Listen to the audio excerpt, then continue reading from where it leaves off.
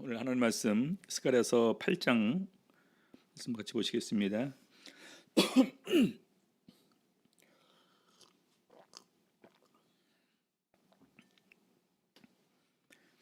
스가랴서 8장 먼저 우리 1절에서부터 8절까지 같이 읽겠습니다. 스가랴서 8장 1절에서부터 8절.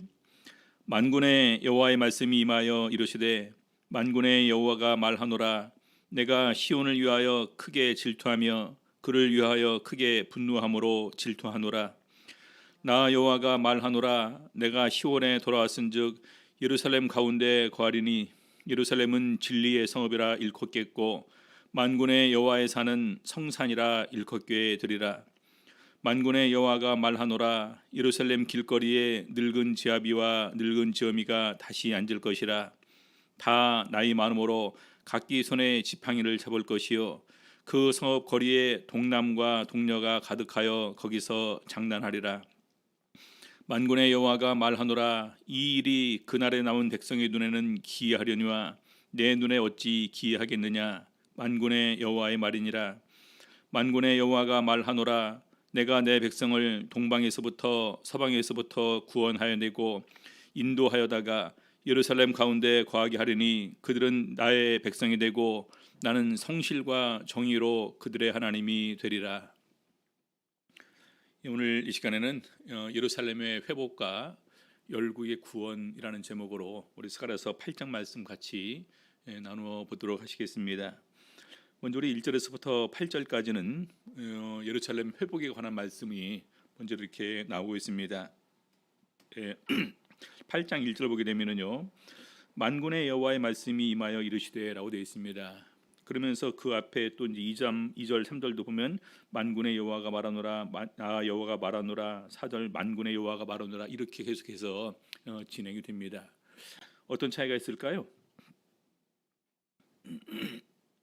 8장 1절의 이 말씀은 만군의 여호와의 말씀이 스가랴에게 임하여 이르시되라는 말로 이때부터 이제 그 어떤 단락이 나눠지면서 하나님께 임하셨다라고 이렇게 얘기를 하는 것입니다.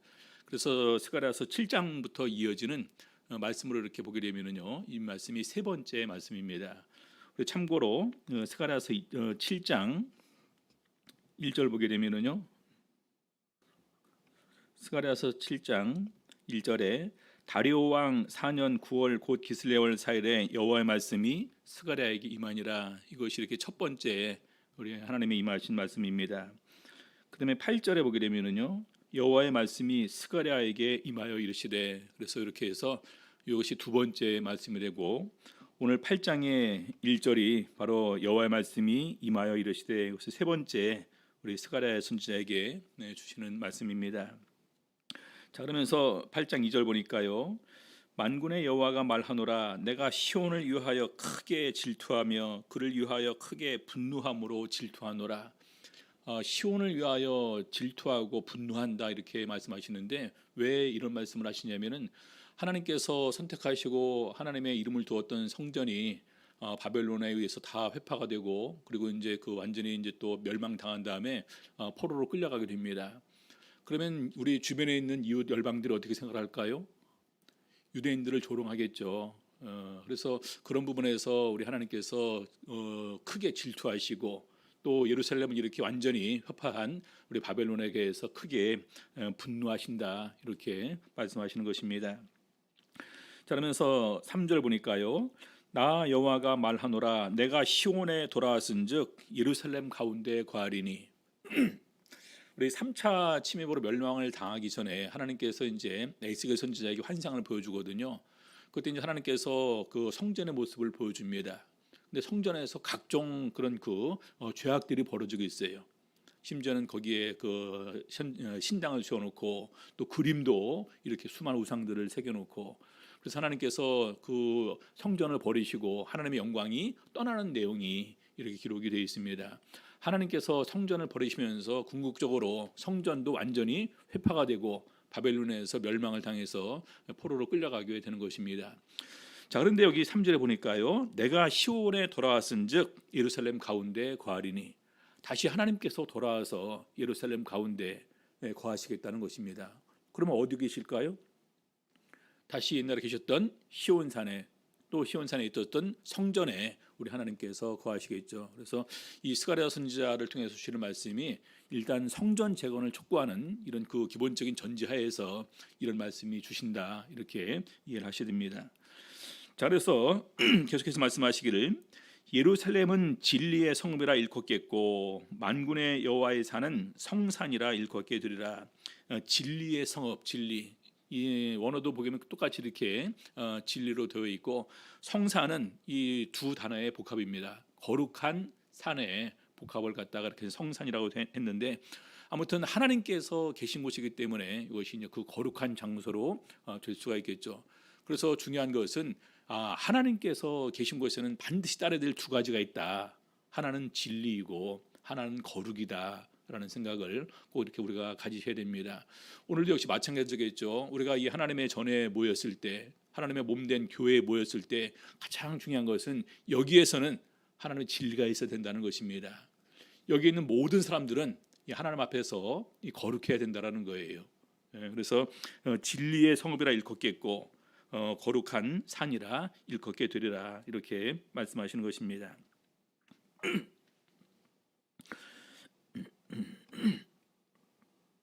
그다음에 4절에서부터 6절까지 보시겠습니다. 만군의 여호와가 말하노라. 예루살렘 길거리에 늙은 지아비와 늙은 지어미가 다시 앉을 것이라. 다 나이 많음으로 각기 손에 지팡이를 잡을 것이요. 그러니까 할아버지 할머니들이 예루살렘 거리에 많이 나오셔서 거리거리 이렇게 이제 앉아 있을 것이다라는 것입니다. 어떤 모습일까요? 굉장히 평화로운 모습이겠죠. 그렇죠.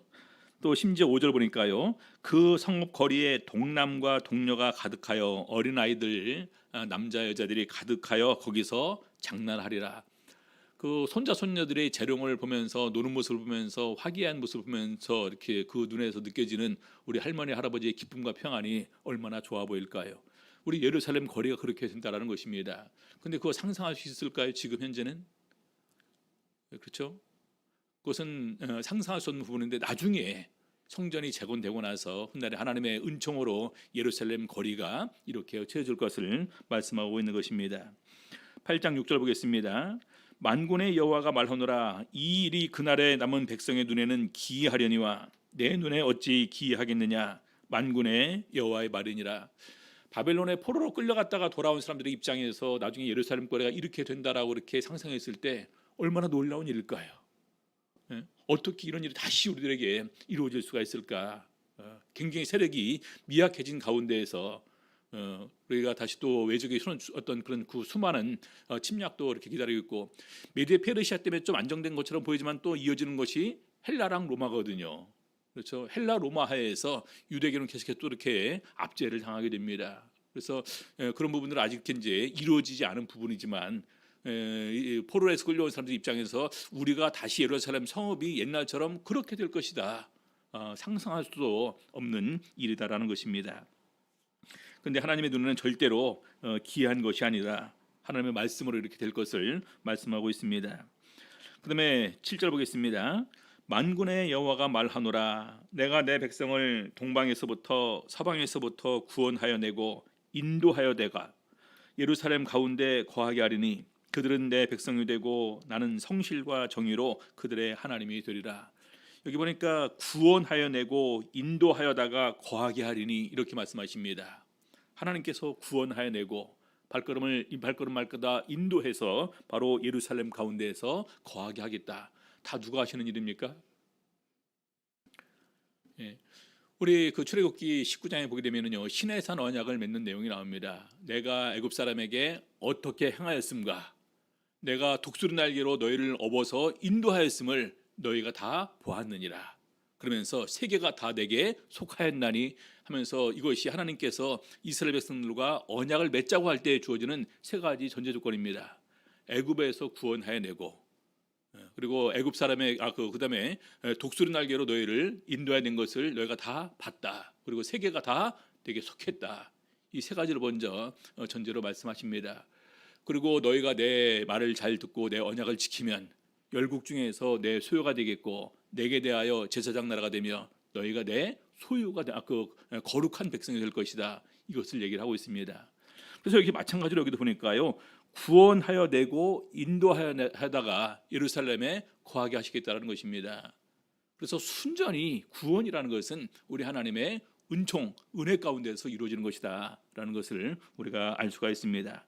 자, 그러면서 그들은 내 백성이 되고 나는 성실과 정의로 그들의 하나님이 되리라. 성실 다른 말로 신실, 절대로 변하지 않는 하나님의 성실하심과 그다음에 정의, 다른 말로는 이 공의라는 말로 이렇게 또 우리 하나님의 공의라는 말이 많이 더욱더 표현되지 않습니까? 그래서 성실과 공의로, 공평과 공의로 그들의 하나님이 되리라. 그래서 하나님께서 우리를 향해서 성실과 정의로 우리에 대해서 하나님이 되어 주시겠다라는 것입니다. 그럼 우리는 반대로 어떻게 나가야 될까요? 하나님 앞에 우리도 똑같이 하나님 앞에 성실과 공의를 가지고 하나님 앞에 나가야 된다는 것입니다. 하나님께서 오시는 대로 우리가 하나님께 나가는 것이 당연하겠죠. 그렇죠? 하나님께서는 우리를 심어주시면서 바로 우리를 하나님의 백성으로 삼아주시면서 성실과 공의로 우리들의 하나님이 되어주시겠다라고 이렇게 말씀하시니까 우리도 역시 마찬가지입니다. 우리가 하나님 앞에 나갈 때 성실함으로, 그다음에 공의로 우리 하나님 앞에 항상 나갈 수 있는 저들의 삶이 되어야 된다는 것입니다. 자, 그다음에 8장 9절 보니까요, 만군의 여호와가 말하노라. 만군의 여호와의 집 곧 전을 건축하려고 그 지대를 쌓던 날에 일어난 선지자들의 입의 말을 이때에 듣는 너희는 손을 견고히 할지어다. 주전 520년에 하나님께서 두 선지자를 부르셨습니다. 하나는 우리가 지금 읽고 있는 스가랴 선지자고요, 또 한 선지자는 학개 선지자입니다. 그래서 주전 520년에 학개 선지자와 스가랴 선지자를 불러서 이스라엘 백성들을 격려하시는 것입니다. 그래서 그 지대를 쌓던 날에 일어난 선지자들의 입의 말을 이때에 듣는 너희는 손을 견고히 할지어다. 이때는 언제입니까? 기억하세요? 우리 7장에 보게 되면 7장 1절에 다리오 왕 4년, 우리 1장에는 다리오 왕 2년 이렇게 기록되어 있거든요. 그래서 520년에서 2년이 지났으니까 518년입니다.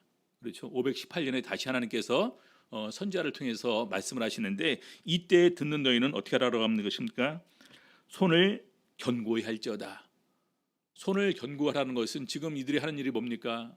성전 재건입니다. 성전 재건을 하는 데 있어서 절대로 늦추지 말고, 그다음에 두려웠거나, 그리고 또 이제 여러 가지 부분에 이제 환란, 시험, 어려움이 따라서 그치지 말고 더욱더 손을 견고히 하는 가운데에서 이 일을 끝까지 진행하라라는 것입니다. 자, 그러면서 여러 가지 부분에서 이제 성전 재건에 여러 가지 그 위기가 닥쳐올 수 있겠죠. 금전적으로도 그렇고, 또 우리 일상적인 삶에서도 역시 마찬가지겠고, 역시 또 이제 그 외부의 침입, 이런 부분도 있을 텐데 절대 그런 거 걱정하지 말고 하나님께서 풍성하게 그들에게 주실 것을 말씀하고 계십니다. 8장 10절 보겠습니다.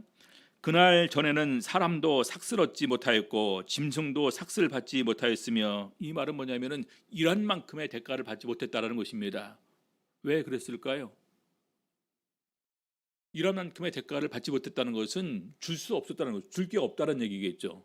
건축주의, 오늘날 말하면 건축주의 입장에서 건축을 시작하는데 나중에 보니까 다 떨어지고 중간에는 이제 줄 게 없다라는 것입니다. 그래서 또 사람이 대적을 인하여 출입에 평안치 못하였었다니, 끊임없는 주변 그 민족의 침입이 이렇게 이제 있습니다. 그래서 있었날 평안치 못하였었나니 이는 내가 무사람으로 서로 치게 하였음이오니와. 그래서 바로 이런 부분들이 하나님께서 그렇게 되도록 그냥 이렇게 두셨다라는 것입니다. 자, 그런데 11절 보겠습니다. 만군의 여호와가 말하노니 이제는 내가 이 남은 백성을 대하기를 전일과 같이 아니할 것인즉 곧 평안한 추수를 얻을 것이라. 포도나무가 열매를 맺으며 땅이 산물을 내며 하늘은 이슬을 내리리니 내가 이 남은 백성으로 이 모든 것을 누리게 하리라. 유다 족속아, 이스라엘 족속아, 너희가 이방 가운데서 저주가 되었었으나 이제는 내가 너희를 구원하여 너희로 축복이 되게 하리니. 여기 보게 되면 내가 어떻게 하겠다, 내가 어떻게 하겠다, 내가 어떻게 하겠다가 이렇게 반복이 됩니다. 이 남은 백성을 대하기를 예전처럼 그렇게 대하지 않겠다. 예전 어떻게 했습니까? 그들 향해서 진노도 했었고, 그들을 멸하기도 했었고 그들을 포로로 끌려가기도 했었습니다. 근데 이제는 그렇게 하지 않겠다는 것입니다. 하나님께서 다시 예루살렘으로 돌아오셨고 여기에 거할 것이니까 다시 옛날의 영광을 회복시켜 주실 것입니다. 그리고 내가 이 남은 백성으로 이 모든 것을 누리게 하리라. 풍성한 수확이 이제 이렇게 있을 것인데 이 모든 것을 이제는 누릴 수 있도록 해 주시겠다라는 것입니다. 그리고 세 번째로는 내가 너희를 구원하여 너희로 이제는 축복이 되게 하겠다. 예전에는 저주거리가 되었었는데 조롱거리, 비웃음거리가 되었었는데 이제는 축복의 대상이 되게 할 것을 말하고 있습니다. 그러면서 두려워 말지니라, 손을 견고히 할지니라. 성전 재건을 다시 중단하지 말고 용기를 내서 시행하라는 것입니다. 그래서 이 성전 재건이 결과적으로 이렇게 보게 되면은 우리 많은 사람들은 현재 상황만 보고 어렵고 경제적으로 힘들고 이런 부분만 생각하는데 궁극적으로 하나님께서 함께 해 주실 때만 이 성전 재건이 가능한 것임을 우리는 분명히 알 수가 있습니다. 그래서 그것은 힘으로도 되지 아니하고 능으로도 되지 아니하고 오직 여호와의 신으로 되느니라라는 부분에 대한 분명한 하나님의 보증인 것입니다. 자, 그러면서 이제 다시 계속해서 또 말씀을 하십니다. 8장 14절 보니까요. 만군의 여호와가 말하노라. 전에 너희 열조가 나의 노를 격발할 때 내가 그들에게 재앙을 내기로 뜻하고 뉘우치지 아니하였었으나 이제는 내가 예루살렘과 유다 족속에게 은혜를 베풀기로 뜻하였나니 너희는 두려워할지니라. 너희가 행할 일은 이러하니라. 여기 보니까요, 이제는 유다 족속에게, 예루살렘과 유다 족속에게 은혜를 베풀기로 하나님께서 계획하셨다라는 것입니다. 너희는 그러니까 두려워 말라. 그러면서 너희가 행할 일은 이러하니라. 하나님께서 은혜를 베풀려고 하시는데 그러면 우리 사람들은 어떻게 됩니까? 그 은혜를 받기에 합당한 사람이 되어야 된다는 것입니다. 그 은혜를 받기에 합당한 사람이 되어야 된다. 어떻게 해야 된다는 말입니까? 네 가지로 얘기를 하고 있습니다. 16절 계속해서 말하고 있습니다. 너희가 행할 일은 이러하니라. 첫 번째, 너희는 각기 이웃으로 더불어 진실을 말하며, 이웃으로 더불어 진실을 말하며. 우리 말과 마음이 다를 때가 많이 있지 않습니까? 그렇죠. 근데 교회 안에서는요, 특별히 우리 형제자 간에, 자매 간에, 우리 성도들 간에는 진실을 말해야 된다는 것입니다. 겉으로 이렇게 그냥 뭐 아부나 띄워주거나 이런 것이 아니라 진실로 마음에서 우러나오는 말을 할 수 있는 그런 진실한 말을 말해야 되고요. 두 번째는 너희 성문에서 진실하고 화평한 재판을 베풀고, 진실하고 화평한 재판, 이것은 공의로운 이런 말로 이렇게 우리가 할 수 있겠죠. 공평한, 어느 누구도 불평과 원망을 가질 수 없는, 그렇죠. 뭐 이렇게 뭐 권력이 있다 해서, 재벌이 많다 해서, 지혜가 많다 해서, 인간관계가 풍성하다 해서 그것으로 되는 것이 아니라 이런 모든 것이 다 배제된 가운데에서 진실로 우리가 공의롭게 이런 재판을 행하고, 세 번째로 심중에 서로 해하기를 도모하지 말며, 우리 마음속으로 이렇게 당한 거 있으면 또 이렇게 항상 그 보복하는 힘을 가지고 있지 않습니까? 두고 보자. 여러분, 두고 보자라는 말이 뭐냐면, 이 말은 뭐냐면요, 내가 나중에 어떻게든지 기회가 되면 나도 받은 대로 돌려주겠다라는 마음이 그 포함된 것입니다. 두고 보자라는 말이지 않습니까? 그래서 사실은 두고 보면 안 됩니다. 잊어버려야 돼요. 다 지워줘야 됩니다. 우리 하나님께서 우리의 죄를 사고 다시는 기억지 않는 것처럼 우리들도 다 그걸 갖다가 지워야 됩니다. 근데 거짓 맹세를 좋아하지 말라. 이 네 가지를 이렇게 얘기를 하십니다.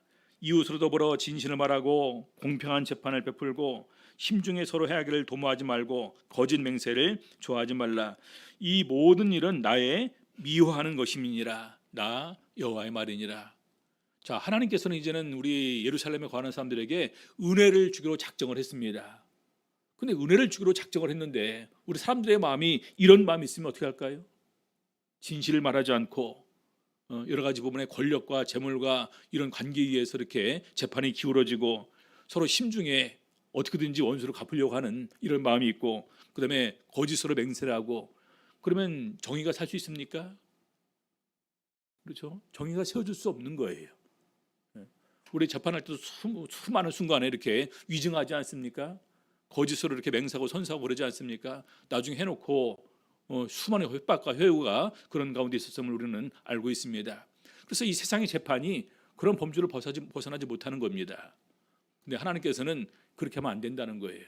은혜를 주기로 작정을 했으니까 은혜 받기 합당하기 위해서 기본적으로 이런 삶이 우리들에게 있어야 될 것을 말씀하고 있습니다. 자, 마지막 18절부터 이제 네 번째 말씀이 이제 그들에게 스가랴 선지자를 통해서 임하게 됩니다. 18절, 만군의 여호와의 말씀이 내게 임하여 이르시되, 그것이 네 번째로 하나님께서 스가랴 선지자를 통해서 주시는 말씀입니다. 자, 19절, 만군의 여호와가 말하노라 4월의 금식과 5월의 금식과 7월의 금식과 10월의 금식이 변하여, 우리 기억하십니까? 4월, 5월, 7월, 10월. 제일 먼저 원래 순서대로 제일 먼저 나오는 게 몇 월이라고요? 기억하십니까? 10월입니다. 10월. 자, 10월은 바벨론 왕에 의해서 예루살렘 성이 완전히 포위될 때입니다. 자, 그다음에 4월입니다. 4월은 예루살렘이 완전히 멸망할 때입니다. 그다음에 5월은 성전이 완전히 회파된 때. 그다음에 7월은 이제 총독 그다랴를 이렇게 세웠는데 그다랴를 죽이고 많은 유대인들이 학살을 당합니다. 그래서 이것을 슬퍼하기 위해서 이렇게 그들이 바벨론의 포로로 끌려갔을 때 포로 생활 70년 동안에 이 네 달에 4월, 5월, 7월, 10월에 계속해서 애통하고 금식을 했습니다. 자, 그런데 유다 족속에게 기쁨과 즐거움과 희락의 절기가 되리니, 이제는 이 4월의 슬픔과 5월의 슬픔과 7월의 슬픔이 이제는 다 그치고 10월의 애통도 이제는 다 그치고 이제는 금식할 필요 없이 오히려 그때 기쁨과 즐거움과 희락이 넘치는 이런 절기로 변하게 해주겠다라는 것입니다. 그러면서 오직 너희는 진실과 화평을 사랑할지니라. 진실은 말 그대로 진실이 있고요, 이 화평은 샬롬이라는 말로, 다른 말로 해서는 평화 또는 평안이라는 말로 이렇게 번역이 되기도 했습니다. 그래서 여기 보니까 오직 너희는 진실과 화평을 사랑할지니라. 진실과 평화, 진실과 평화를 사랑할지니라. 어떻게 보면 참 평화가 더 이렇게 더 오나요? 마음속으로 화평보다? 화평, 평화. 글자만 앞뒤로 이렇게 바뀌었을 뿐인데요, 그렇죠? 아무튼 이제 어감은 좀 이렇게 또 다르다고 생각되는데 우리 한국 사람들의 마음속에는 평화가 더 이렇게 마음속에 다가올 것입니다. 그래서 우리가 이 주변 사람들과 항상 지내는 가운데에서 또 하나님과 교제하는 가운데에서 우리에게 가장 중요한 두 가지를 또 말한다면은 진실과 평화다, 이렇게 얘기를 하고 있습니다. 진실과 평화. 자, 그다음에 열국의 구원을 선포하십니다. 스가랴서 8장 20절, 만군의 여호와가 말하노라 그 후에 많은 이제 시간이 흐르겠죠. 어떤 때를 말하는 걸까요? 나중에 이제 더욱더 구체적인 내용이 스가랴서 9장이 나오게 되는데, 일단 기본적으로 예수 그리스도를 통해서 구원이 선포되기 시작할 때부터 이제는 이방 민족들에게도 복음이 전파가 되게 됩니다. 그래서 그 이후에 복음이 전파가 되게 될 때 이방 민족들이 이렇게 한다라는 것입니다. 자, 그 후에 여러 백성과 많은 성읍의 거민이 올 것이라. 여러 백성과 많은 성읍의 거민이 올 것이라. 왜 올까요? 예전에는 전쟁을 하기 위해서 올 텐데 지금 이들이 오는 이유는 이제는 여호와의 구원, 계획하신 구원에 이들이 참여하기를 간절히 바라고 희망하는 가운데에서 예루살렘으로 나올 것을 말하고 있는 것입니다. 21절, 이 성읍 거민이 저 성읍에 가서 이르기를 우리가 속히 가서 만군의 여호와를 찾고 여호와께 은혜를 구하자. 누가 이런 말을 합니까? 이방 민족들 가운데서 여호와의 구원을 깨닫고 그 은혜를 간절히 구하는 사람들이 우리가 가서 우리들도 그 은혜 가운데 그 구원에 참여하자, 이렇게 얘기를 할 것이라는 것입니다. 그러면은 나도 가겠노라 하겠으며 그 말을 듣는 사람들도 나도 가겠다. 22절, 많은 백성과 강대한 나라들이 예루살렘으로 와서 만군의 여호와를 찾고 여호와께 은혜를 구하리라. 많은 백성과 강대한 나라들이 예루살렘으로 와서 만군의 여호와를 찾고 여호와께 은혜를 구하리라. 그래서 말씀, 하나님의 구원이 어디를 통해 선포가 됩니까? 예루살렘을 통해서 구원이 선포가 된다는 것입니다. 무슨 산입니까? 거룩한 산, 시온 산을 통해서 구원이 선포가 됩니다. 성전을 통해서 선포가 되는데 성전은 바로 교회입니다. 이제 교회를 통해서 이런 모든 것을 증거하신다, 전하신다, 이렇게 말씀하십니다. 자, 참고로 에베소서 3장 보시겠습니다.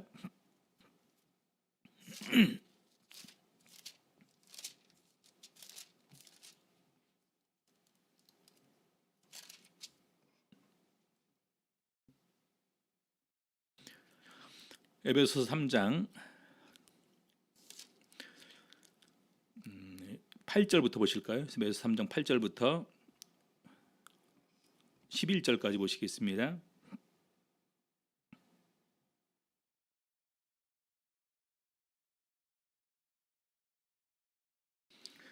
에베소서 3장 8절 모든 성도 중에 지극히 작은 자보다 더 작은 나에게 이 은혜를 주신 것은 측량할 수 없는 그리스도의 풍성을 이방인에게 전하게 하시고 영원부터 만물을 창조하신 하나님 속에 감추었던 비밀의 경륜이 어떠한 것을 드러내게 하려 하심이라.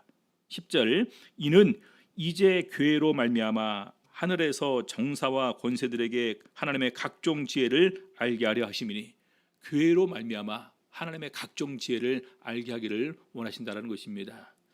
자, 그래서 이것은 곧 영원부터 우리 주 그리스도 예수 안에서 예정하신 뜻대로 하신 것이라. 그래서 바로 구약에는 성전으로 모여들 것을, 이렇게 예루살렘으로 모여들 것을 말하는데, 궁극적으로는 바로 교회를 통해서 하나님의 구원 계획이 이방에까지, 세상 열방까지, 끝까지 전파될 것을 말씀하고 있는 것입니다.